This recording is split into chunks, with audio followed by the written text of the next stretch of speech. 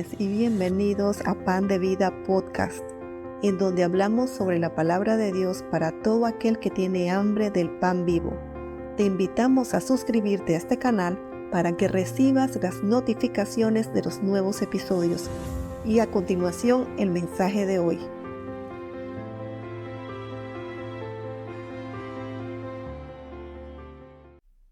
Libres o esclavos, segunda parte. Este es el día que hiciste, Señor. Nos alegraremos y nos gozaremos en él. Que disfrutemos, Señor, este tiempo en tu presencia, bajo tu gracia, tu sabiduría, tu guía, tu luz. Y tu misma luz, Señor, alumbre nuestro entendimiento para que esta palabra se haga palabra viva en nosotros. Palabra que penetra, Señor, y llega hasta nuestro espíritu, ahí enraizándose, Señor. Eso es lo que te pedimos en esta oportunidad.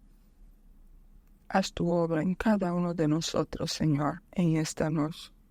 Y te damos gracias, Padre, en el nombre de Jesús. Romanos 7:5. Porque mientras estábamos en la carne, las pasiones pecaminosas que eran por la ley obraban en nuestros miembros llevando fruto para muerte. Se la Reina Valera, ahora estamos en la NTV. Cuando vivíamos controlados por nuestra vieja naturaleza, los deseos pecaminosos actuaban dentro de nosotros y la ley despertaba esos malos deseos que producían una cosecha de acciones pecaminosas, las cuales nos llevaban a la muerte.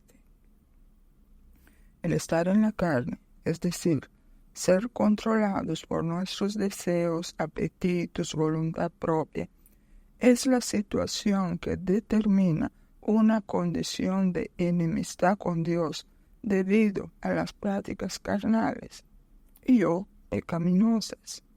La carne, en el concepto espiritual expuesto por el apóstol Pablo, es el poder contrario a Dios que domina al ser humano esclavizándolo. Las concupiscencias y pasiones son malas porque están en abierta oposición a la voluntad de Dios. Y todo lo que sea opuesto a la voluntad de Dios, aun cuando se vea bonito, no es de Dios y no traerá ninguna recompensa, más bien nos traerá pérdida. Y la gran verdad, la gran realidad, es que solo cuando empezamos el largo camino de hacer morir la carne, es decir, no andar en la carne, se nos hará posible llevar fruto para Dios. Estar bajo la ley es hacer obras externas mientras el corazón sigue actuando bajo el poder de las obras de la carne. Estar bajo la ley hoy día para el creyente es hacer obras realizadas por su propio querer, aun cuando coincida con la voluntad de Dios. Hacer obras sacrificando ese tiempo de intimidad y de comunión con el Señor. En otras palabras, estar bajo la ley es hacer sin ser. Y repito lo que he dicho muchas veces, el que es, hace, ni todo el que hace es. ¿Qué significa eso? El que es dirigido por el Espíritu Santo agrada a Dios y hace la voluntad de Dios. Ese es el creyente que es. En cambio, estar dirigido por la carne es hacer obras, menoscabando la intimidad con el Señor, el tiempo que pasamos con el Señor. Y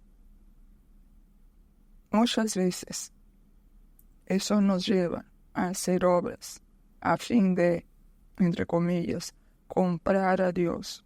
Y obviamente eso no agrada a Dios.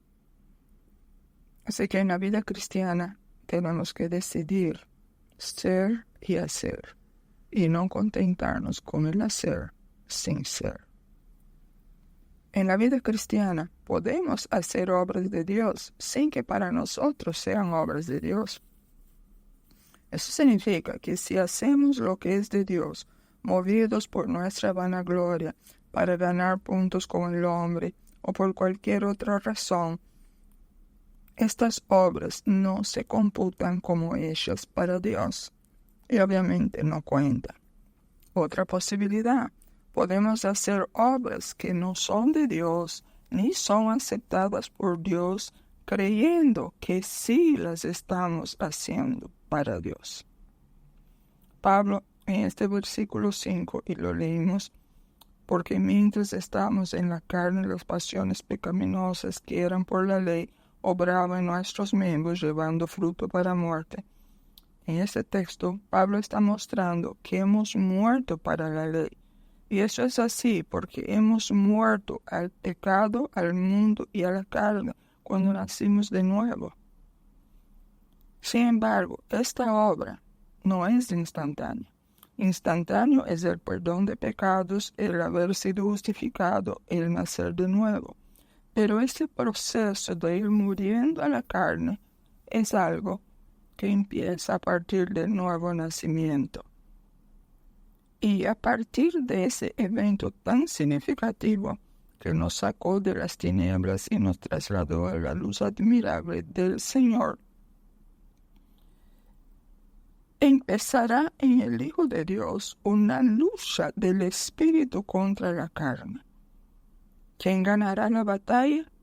El que esté mejor alimentado.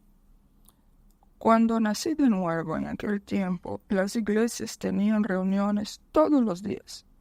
El creyente tenía la oportunidad de oír la palabra de Dios todos los días, lo que hacía creyentes bien alimentados y más fuertes en el espíritu.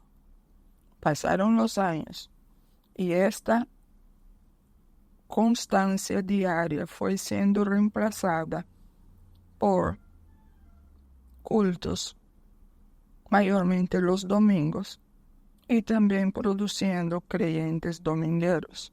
Y obviamente de allí salían mayormente creyentes que no crecían, volviéndose pigmeos espirituales. Somos nuevas criaturas. Las cosas viejas pasaron. ¿Cuáles son esas cosas viejas?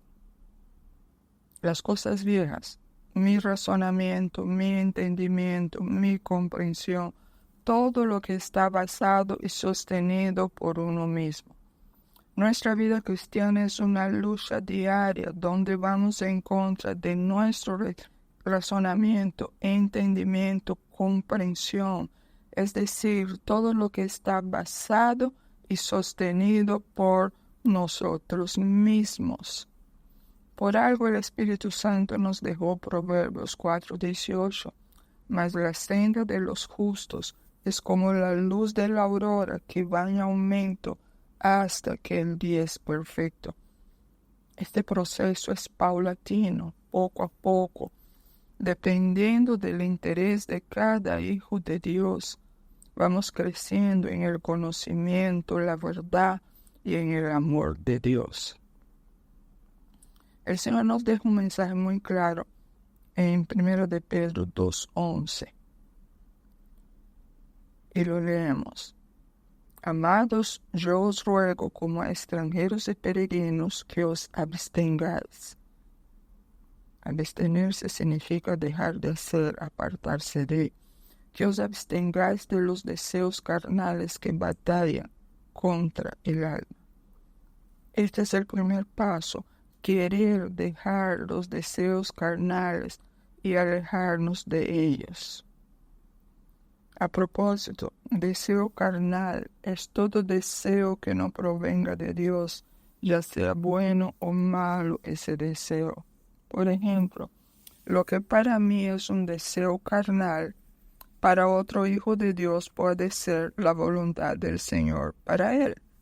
De allí que no debemos ni podemos hacer algo neutral porque otro creyente lo hizo.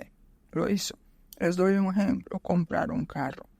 puede darse el caso que esta compra es voluntad de Dios para Juan, pero no es la voluntad de Dios para mí. Por otro lado, estas acciones, alejarnos, querer dejar los deseos carnales, son las evidencias de nuestros deseos de dejar de hacer estas cosas. Si nos mantenemos firmes en esta decisión, en este deseo, el Señor pondrá en nosotros el querer y el poder hacer. Nunca nos olvidemos. La obra es de Dios. El Señor es el artífice de toda buena obra en la vida de sus hijos.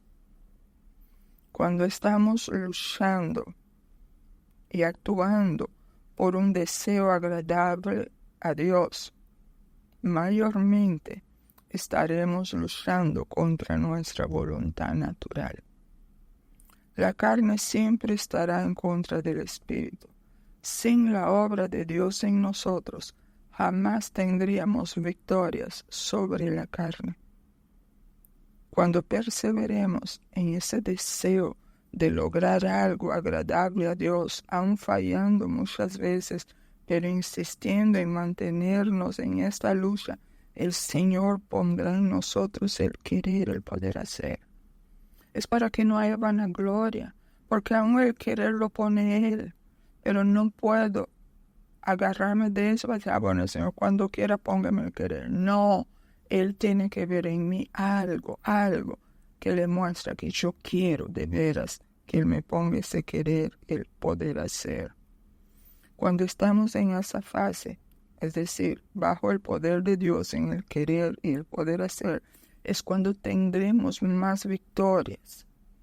¿Eso significa que ya no habrá caídas? No significa que no habrá caídas, significa que habrá menos caídas. ¿Y por qué eso es así? Porque necesitamos mantener una estrecha comunión con el Señor para que nuestro espíritu esté fortalecido y esté por encima de la carne. Leamos ahora Romanos 7:6, Reina Valera. Pero ahora estamos libres de la ley, por haber muerto para aquella en que estábamos sujetos, de modo que sirvamos bajo el régimen nuevo del Espíritu, y no bajo el régimen viejo de la letra. La NTV. Pero ahora fuimos liberados de la ley, porque morimos a ella, y ya no estamos presos de su poder. Ahora podemos servir a Dios, no según el antiguo modo, que consistía en obedecer la letra de la ley, sino mediante uno nuevo, el de vivir en el Espíritu. Si hemos muerto a la ley, servimos a Dios bajo el régimen nuevo del Espíritu. Ya no es el régimen de la ley, sino la ley del Espíritu. Este es un ámbito nuevo que nada tiene que ver con lo viejo de la ley. Es el mundo del Espíritu Santo gobernando la nueva vida alcanzada por el creyente en Cristo. La carne es religiosa y legalista, buscando mostrar una apariencia de santidad gracias al esfuerzo del hombre, en lugar de hacerlo en la libertad gloriosa del poder del Espíritu Santo. Las manifestaciones carnales, mayoritariamente, van acompañadas de un legalismo apegado a la letra de las Escrituras, pero lejos del contenido espiritual de la palabra de Dios. Si vamos a 2 de Corintios 3:6, Pablo escribe, el cual, refiriéndose a Dios, asimismo nos hizo ministros competentes de un nuevo pacto, no de la letra, sino del Espíritu, porque la letra mata, mas el Espíritu vivifica. Y esta es la gran verdad. la letra de la palabra sin el espíritu mata. Y la ley del espíritu que usa la palabra de Dios, lo que nos lleva es a la libertad. ¿Por qué? Porque no es letra muerta, es letra viva. Hablemos un poquito sobre la ley versus la gracia. Cuando la Biblia habla de la ley, se refiere a la Torá en el hebreo. La Torá tiene que ver con todas las leyes que Dios le dio a Moisés. Eso está registrado en Éxodo 20 y Deuteronomio 5 como los 10 mandamientos. Cuando Pablo escribe sobre la ley, él se está refiriendo a la Torá. Todavía el Nuevo Testamento no se había recopilado en la época de Pablo. El Nuevo Testamento es una colección de los escritos sobre los inicios del cristianismo basados en el Concilio de Roma en el año 382 y luego depurados en el Concilio de Hipona en 393. Hipona estaba ubicada en lo que hoy conocemos como Argelia, y también fueron depurados en el Concilio de Cartago en el año 397. Cartago hoy está ubicada en lo que conocemos como Túnez. Todos estos concilios se dieron durante el Imperio Romano, que duró del 27 a.C. hasta el año 476 después de Cristo. Por eso que afirmo que cuando Pablo y aún los escritores del Nuevo Testamento mencionan la ley, ellos se están refiriendo a la Torá, porque el Nuevo Testamento no estaba recopilado. La ley de Dios explicaba los requisitos y exigencias para un pueblo santo separado para Dios e incluía 3 categorías: leyes civiles, leyes ceremoniales y leyes morales. Las leyes civiles y ceremoniales rigieron en el Antiguo Pacto. Los creyentes debemos vivir bajo las leyes morales contenidas en los 10 mandamientos. La ley fue dada para separar al pueblo de Dios de las naciones paganas que lo rodeaban y para definir el pecado. La ley demostró claramente que ningún ser humano podía purificarse lo suficiente para agradar a Dios. ¿Qué significa eso? La ley estaba revelando la necesidad de un Salvador. En la época del Nuevo Testamento, en la época de Jesús, los líderes religiosos habían manipulado la ley y le agregaron sus propias reglas y tradiciones, y Jesús los reprochó. En Marcos 7, del 7 al 9, Jesús respondiendo a los fariseos les dice: hipócritas, bien profetizó de vosotros Isaías, como está escrito: este pueblo de labios me honra, mas su corazón está lejos de mí, pues en vano me honran, enseñando como doctrinas mandamientos de hombres. Porque dejando el mandamiento de Dios, os aferráis a la tradición de los hombres, los lavamientos de los jarros y de los vasos de beber, y hacéis otras muchas cosas semejantes. Les decía también: bien invalidáis el mandamiento de Dios para guardar vuestra tradición. Mientras que la ley en sí misma era buena, era débil en cuanto a que carecía del poder para cambiar un corazón pecador. Pablo lo explica en Romanos 8:3, porque lo que era imposible para la ley, por cuanto era débil por la carne, Dios, enviando a su Hijo en semejanza de carne y de pecado, y a causa del pecado, condenó al pecado en la carne. La NTV La ley de Moisés no podía salvarnos, porque nuestra naturaleza pecaminosa es débil.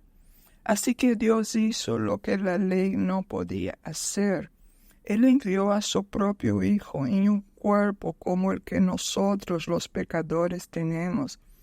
Y en ese cuerpo, mediante la entrega de su Hijo como sacrificio por nuestros pecados, Dios declaró el fin del dominio que el pecado tenía sobre nosotros. La ley era impotente para evitar el pecado. Escúcheme, debido a que el pecado es una condición del corazón, de la naturaleza pecadora. Si sabemos que dar lugar a la carne es pecado, ¿por qué no dejamos de hacerlo? No dejamos de hacerlo. Pongan mucha atención a esa respuesta, porque el conocimiento externo no podía ni puede eliminar ni arreglar lo interno. El poder del pecado es tan grande que el hombre natural no lo puede vencer. Y si nosotros no tuviéramos el Espíritu Santo, tampoco lo hubiéramos podido hacer. Por Romanos 7:14 sabemos que la ley es espiritual y que nosotros los seres humanos somos carnales y vendidos al pecado. Si el problema del pecado es un asunto interno en el ser humano, porque Jesús dijo, ¿verdad? Del corazón nacen todas las malas cosas, todo lo que nos hace pecar. O sea, es un problema interno. Si el problema del pecado es un asunto interno en el ser humano, solo una solución interna podrá cambiar esta situación. Cuando el problema es interno, la solución tiene que ser interna. De allí que la única solución para liberar al hombre del poder del pecado debería ser algo interno. ¿Y cuál fue la provisión de Dios? La salvación por Jesucristo y el Espíritu Santo habitando en nosotros. Por eso yo no ceso de agradecer a nuestro Padre Celestial por esta gran salvación. Aunque sé que no podemos entenderla cabalmente, lo poco que entendemos debería maravillarnos y llevarnos diariamente a los pies del Salvador de nuestras vidas, Jesucristo, dándole gracias continuamente. Porque por esa salvación que yo empiezo a ver que hay en mí que a Dios no le agrada. Es por gracias a esa gran salvación yo recibo ese poder del Espíritu Santo que está en mí para poder vencer la naturaleza carnal por el poder del Espíritu Santo. El cumplimiento de la ley, tal como la interpretaban los fariseos, se había convertido en una carga opresiva y agobiante. En Lucas 11, 44 y 46, Jesús dice, «Ay de vosotros, escribas y fariseos hipócritas». El Señor utiliza varias veces la palabra hipócritas. «Que sois como sepulcros que no se ven, y los hombres que andan encima no lo saben. Ay de vosotros también, intérpretes de la ley, porque cargáis a los hombres con cargas que no pueden llevar, pero vosotros ni aun con un dedo las tocáis». Fue en ese clima legalista que Jesús vino, y era inevitable el conflicto con los fariseos, los autonombrados defensores de la ley. En Mateo 5:17, Jesús afirmó, «No penséis que he venido para abrogar la ley o los profetas. No he venido para abrogar, sino para cumplir». La ley dice, «No piensen que he venido a anular la ley o los profetas. No he venido a anularlos, sino a darles cumplimiento». Romanos 7:7. ¿Qué diremos, pues? ¿La ley es pecado? En ninguna manera. Pero yo no conocí el pecado sino por la ley. ¿Por qué tampoco conociera la codicia si la ley no dijera, no codiciarás. Gálatas 3, 24, 25. De manera que la ley ha sido nuestro ayo para llevarnos a Cristo a fin de que fuésemos justificados por la fe. Pero venida la fe, ya no estamos bajo ayo. NBI.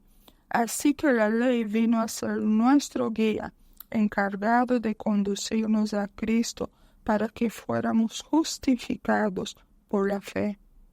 Pero ahora que ha llegado la fe, ya no estamos sujetos al guía. ¿Quién era el guía? La ley. La ley no era mala, servía y sirve como un espejo para revelar la condición del corazón de una persona. Y nosotros debemos cumplir la ley. Pero hay una gran diferencia, de eso yo hablo luego. En Juan 1:14, el apóstol Juan escribiendo bajo la dirección del Espíritu Santo, versículo 14 al 17. Y aquel verbo fue hecho carne y habitó entre nosotros. Y vimos su gloria, gloria como del unigénito del Padre, lleno de gracia y de verdad. Escuchen, el 17. Pues la ley por medio de Moisés fue dada, pero la gracia y la verdad vinieron por medio de Jesucristo. Estamos bajo la gracia. Estamos en el periodo de la gracia. Por eso era necesario esa solución interna, ese poder interno para vencer lo malo interno que había en nosotros. Jesús encarnó el equilibrio perfecto entre la gracia y la ley, entre el antiguo y el nuevo pacto. Jesús nació bajo la ley, según Gálatas 4:4, y se convirtió en el sacrificio final para llevar la ley a su cumplimiento y establecer el nuevo pacto bajo la ley del Espíritu y de la gracia. Bendito Dios que hizo ese cambio. Wow.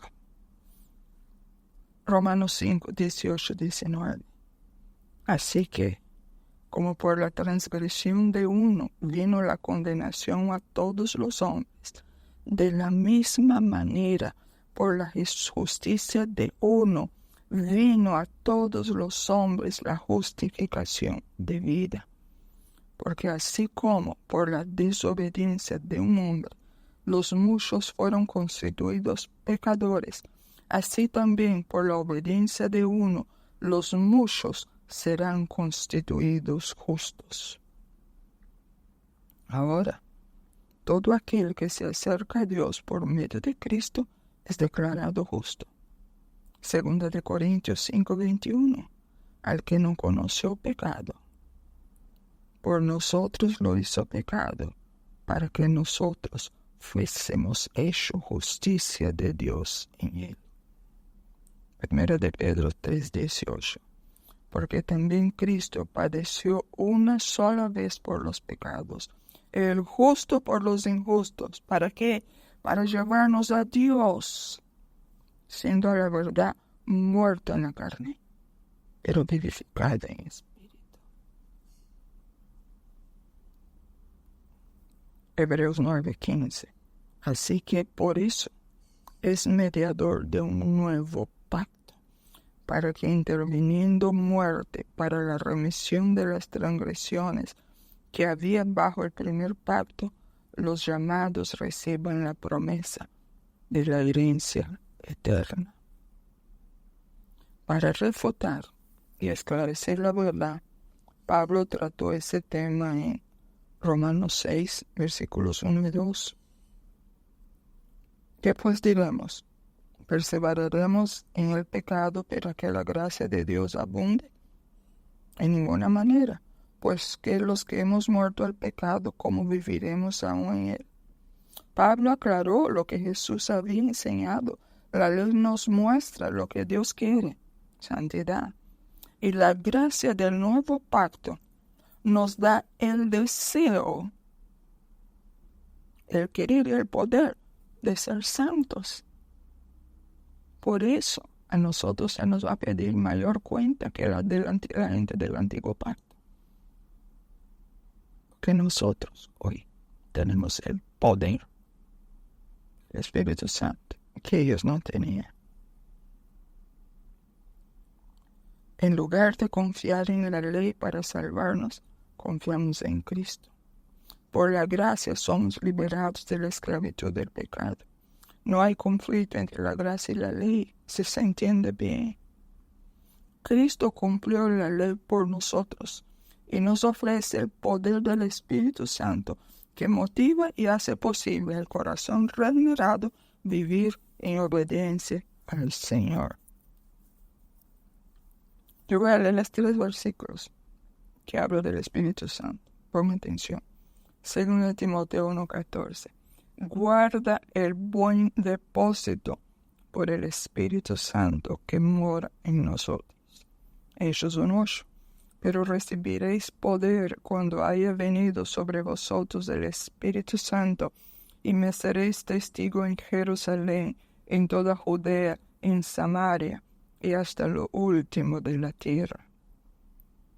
1 Tesalonicenses 1:5. Pues nuestro evangelio no llegó a vosotros en palabras solamente, sino también en poder, en el Espíritu Santo y en plena certidumbre, como bien sabéis cuáles fuimos entre vosotros por amor de vosotros. En Cristo nos cobijamos bajo la gracia que tiene el poder en Cristo de salvar, y también tiene el poder de motivar y llevar un corazón pecador a la santidad en Cristo Jesús. Tenemos todos los recursos a nuestra disposición. Tenemos los recursos. Lo que nos falta es ponerlo a producir. Porque por gracia sois salvos por medio de la fe, y no de vosotros, pues es don de Dios, no por obras, para que nadie se gloríe. Por eso que en el Evangelio, en la vida del creyente, todo es de Dios, nada es nuestro, nada es nuestro. El cumplimiento de la ley no puede salvar a nadie. Romanos 3:20. Ya que por las obras de la ley ningún ser humano será justificado delante de él, porque por medio de la ley es resaltado aquí el conocimiento del pecado. Tito 3:5.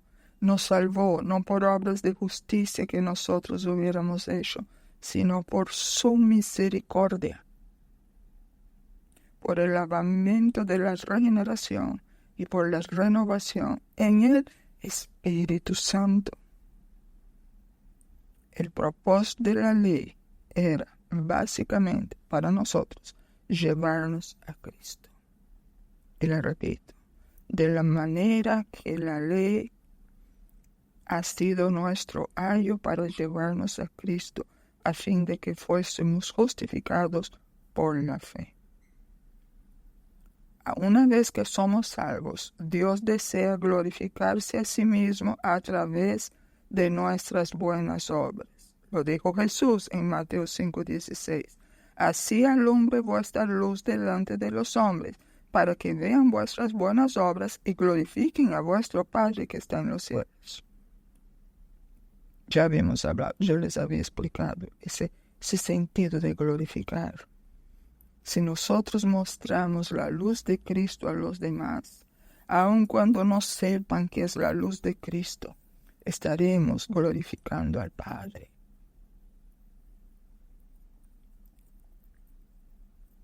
Efesios 2:10. Porque somos hechura suya, creados en Cristo Jesús para las buenas obras, las cuales Dios preparó de antemano para que anduviésemos en ella. Por eso tenemos que buscar a Dios. Señor, ¿qué quieres que haga? Yo no quiero hacer mis obras, Señor, yo quiero hacer las tuyas. no tomemos decisiones porque se ve que es una obra de Dios. Hay que buscar en Dios. Yo cometí esos errores y no lo recomiendo a nadie.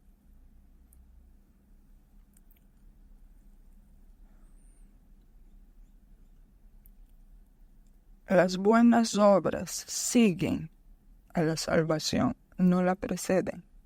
Las buenas obras siguen a la salvación, no la preceden. La salvación no es por obras, pero aquel que ha sido salvado por Cristo realiza buenas obras. Las buenas obras es consecuencia de la salvación, no es la razón de la salvación. Ahora bien, el conflicto entre la gracia y la ley puede surgir por algunas razones. No entender correctamente el propósito de la ley, no entender lo que es la gracia. Entonces, ese es el conflicto, porque no entendemos correctamente el propósito de la ley y no entendemos lo que es la gracia. Entonces, el primer punto que puede traer esa discrepancia es que no entendamos la gracia como el favor inmerecido de Dios sobre los pecadores. Romanos 11:6, Pablo dice, y si por gracia, por favor inmerecido de Dios sobre los pecadores, ya no es por obras. De otra manera, la gracia ya no es gracia. Y si fuera por obras, ya no es gracia. De otra manera, la obra ya no es obra. Eso parece un juego de palabras, un acertijo. No. Es que todo tiene que nacer en Dios, hacerse por el poder de Dios y mantenerse por el poder de Dios para que Dios sea glorificado. Jesús, mientras Él vivió, que Él buscó glorificar al Padre. El ejemplo nos ha dejado.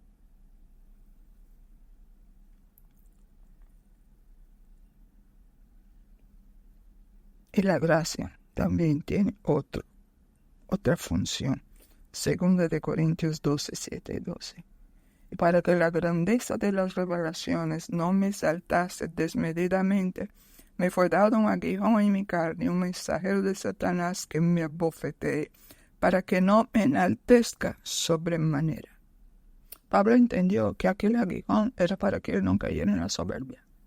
Así que solo Dios sabe cuántas cosas suceden en nuestras vidas y es exactamente con ese propósito, para que no nos ensoberbezcamos.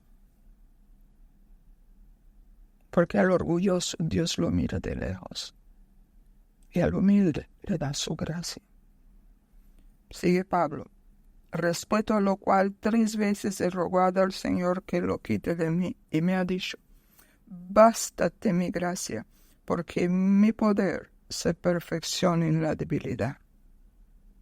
Y la conclusión de Pablo, por tanto, de buena gana me gloriaré más bien en mis debilidades, para que, subraye lo que viene, repose sobre mí el poder de Cristo.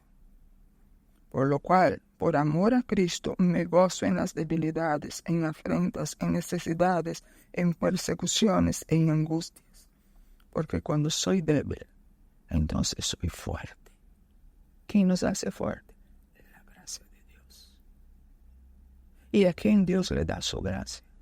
El humilde. Y para ser humilde yo tengo que aborrecer lo que Dios aborrece. Yo tengo que aborrecer el pecado. Por eso que es necesario que conozcamos esos pecados ocultos que a veces no sabemos que están ahí.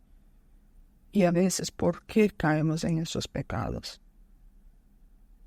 El conflicto entre la gracia y la ley puede surgir por no entender el papel de la gracia y tratar de ganar su propia salvación por medios de obras y pretender, entre comillas, complementar el sacrificio de Cristo con acciones personales.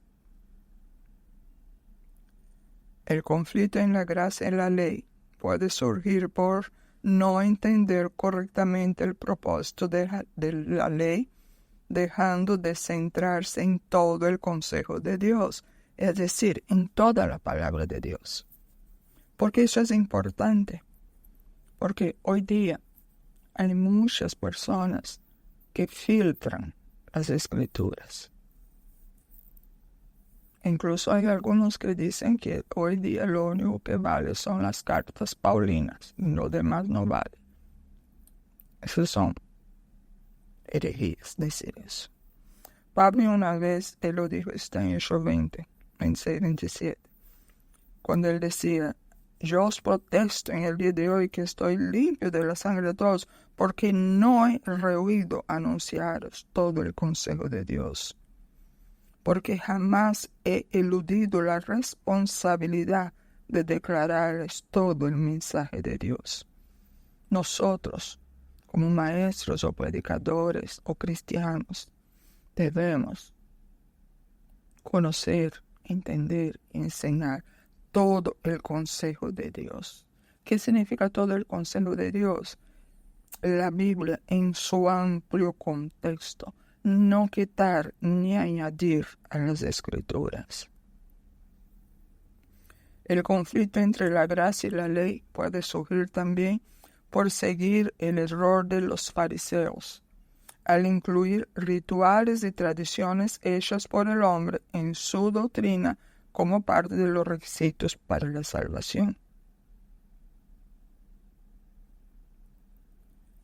Yo no tengo que agregar nada para la salvación, pero sí hay normas que debemos cumplir,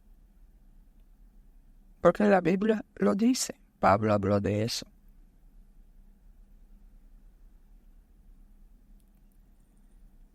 Romanos 7:7. ¿Qué diremos, pues? ¿La ley es pecado? En ninguna manera.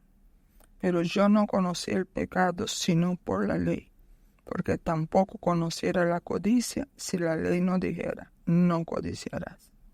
NTV.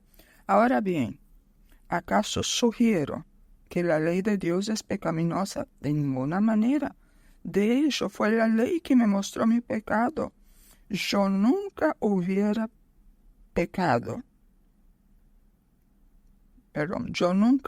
sabido que codiciar es malo si la ley no dijera, no codicies.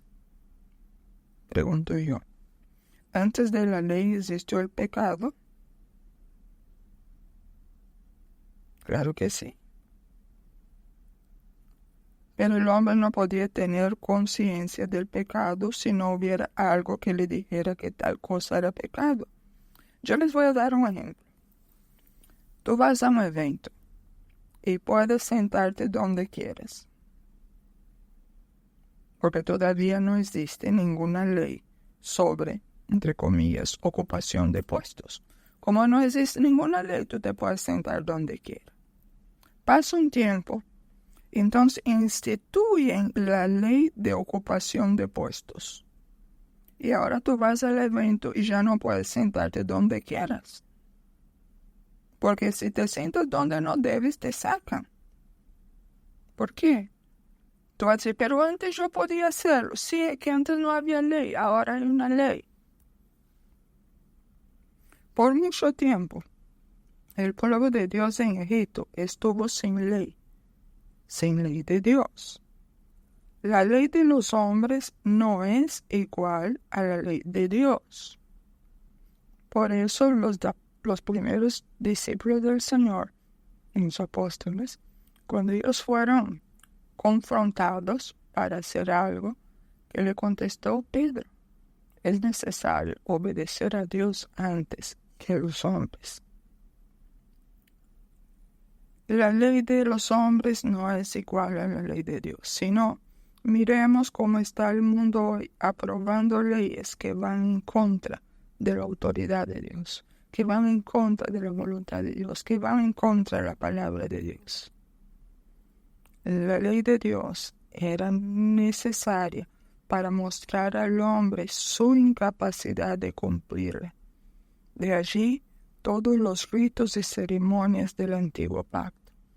Como una vez yo les mencioné, porque cuanto más leo el Antiguo Testamento, las normas, yo digo, Señor, cuánto detalle y cuánta repetición. Yo tenía que ofrecer sacrificio a cada rato. había sacrificio a cada momento. El sacerdote hacía sacrificio todos los días. Entonces, ¿para qué? Porque era la única forma de que el pueblo pudiera mantener su mente en el Señor. Tenía que tener algo externo que los llevara a pensar y atender la palabra del Señor. Esa era la necesidad de aquel momento. A nosotros hoy no. ¿Por qué? Ahora veremos eso. Tantos detalles tenía un propósito.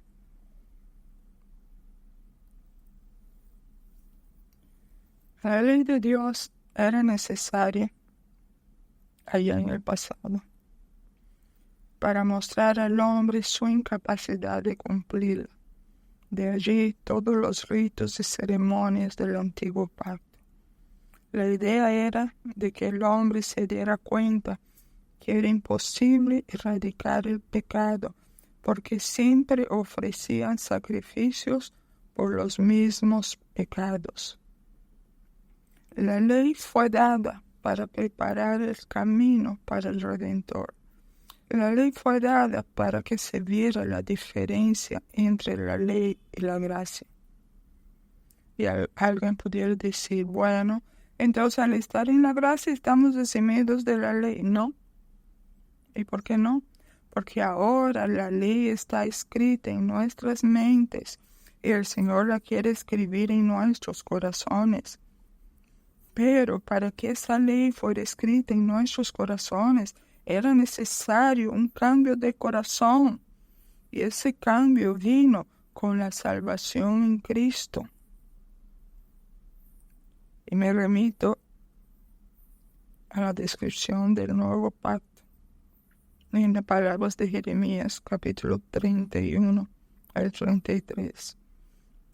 Pero este es el pacto que haré con la casa de Israel después de aquellos días, dice Jehová. Daré mi ley en su mente y la escribiré en su corazón. Y yo seré a ellos por Dios, y ellos me serán por pueblo.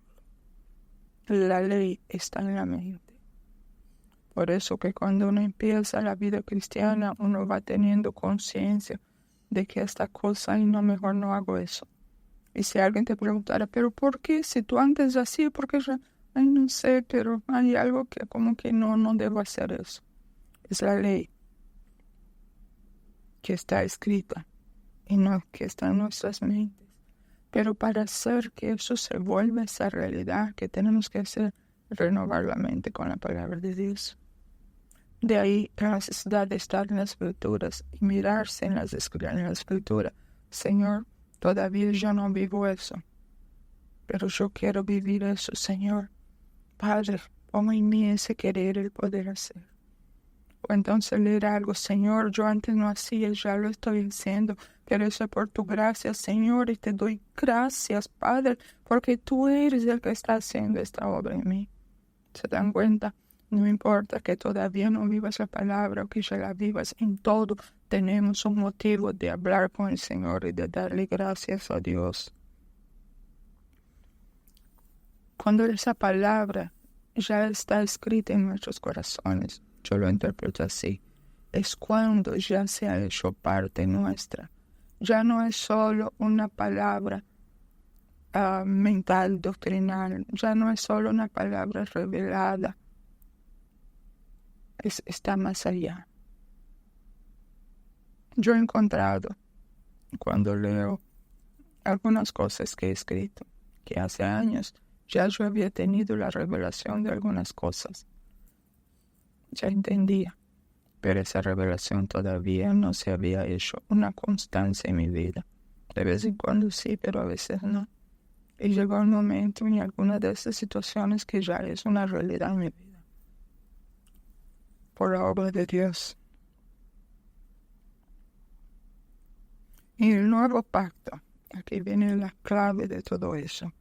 No obedecemos por miedo al castigo. Repito, en el nuevo pacto no obedecemos por miedo al castigo. No queremos agradar a Dios por miedo al castigo. No. En el nuevo pacto obedecemos. Queremos agradar a Dios por amor a aquel que nos redimió del poder del pecado y nos trasladó a su reino de luz.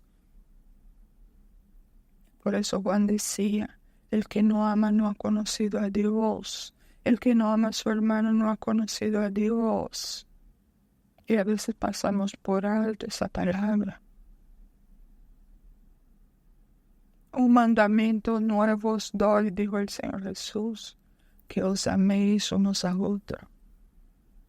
Ay, mis hermanos, el amor es lo que nos debe mover. Pero ese amor no se forma de la noche a la mañana. Ese amor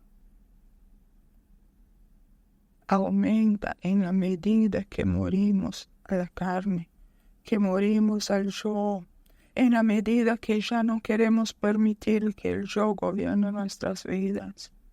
Y aun cuando nos duela, no, Señor, eso es mi carne, yo no quiero hacer eso. Repito, en el nuevo pacto no obedecemos por miedo al castigo. En el nuevo pacto obedecemos por amor al Señor, porque estamos tan agradecidos por esta salvación tan grande. Y es cuando empezamos de a poquito, digamos, a vivir. 1 Corintios 13, la descripción que hace Pablo por el Espíritu Santo. Esa no es una condición ideal. No, eso es lo que deberíamos ser. No, es una condición que nosotros debemos trabajar para llegar allá. Ahora yo voy a estar pendiente de eso. Ay, Señor, aquí dice que el amor es sufrir. Yo no estoy sufriendo, ponme a sufrir. No. El amor es sufrido, porque que una persona te ofende, te hace sufrir, y tú puedes seguir amándolo. ¿Por qué? Porque lo está mirando con los ojos del Señor. Así nos miraba el Señor, ¿verdad? Cuando nos encontró, porque estábamos perdidos, Él nos encontró y nos salvó por amor. ¿Usted sabe por qué nosotros podemos amar a Dios? El apóstol Juan lo dice. Porque Él nos amó primero. Y cuando nos amó, cuando estamos vendidos a nuestros pecados, Él vino y nos salvó por amor. Y el amor de Dios debe crecer en nosotros. En la medida que tu yo, tu ego, tu carne va muriendo, el amor de Dios va creciendo. Padre, yo bendigo tu nombre, Señor, porque tú eres Dios de obras nuevas. Tú eres Dios que hace maravillas, Señor. Es impresionante, Señor, tu obra en nosotros. Y que uno pueda mirar, y yo sé que todos aquí pueden dar testimonio, decir, Señor, yo no hubiera podido hacer eso si no fuera por ti. Eres tú, Señor, el que está haciendo esa obra en mí. Te doy gracias, Señor, te doy gracias. Al principio, uno cree, y tú lo sabes, Señor, que las cosas es por nosotros mismos. Por eso nos enorgullecemos. Pero no, Señor. Cuando tú abres nuestros ojos, todo cambia. Mi clamor, Padre, es que siga abriendo nuestros ojos. Hay tantos tesoros en tu palabra, Señor. Inmensos, grandes tesoros en tu palabra. Y están a nuestra disposición. Llévanos ahí, Señor. Abre a nuestros ojos uno de estos cofres de tesoros, Señor. Hay muchos. Queremos andar, Señor, en tu luz y en la luz de tu palabra, Señor. Porque te amamos, Señor, y te amamos porque tú nos amaste primero. Y que así mismo seamos nosotros, con nuestros hermanos, Señor, que podamos verlos con tus ojos, que así como tú fuiste misericordioso y paciente con nosotros mismos, que así nosotros seamos misericordiosos y pacientes con ellos, porque todos estamos en la casa del alfarero, siendo trabajados por ti, porque tú quieres hacer de cada uno de nosotros un instrumento de honra en tus manos, Señor. Gracias, Padre, por esta salvación tan grande en Cristo Jesús. Amén.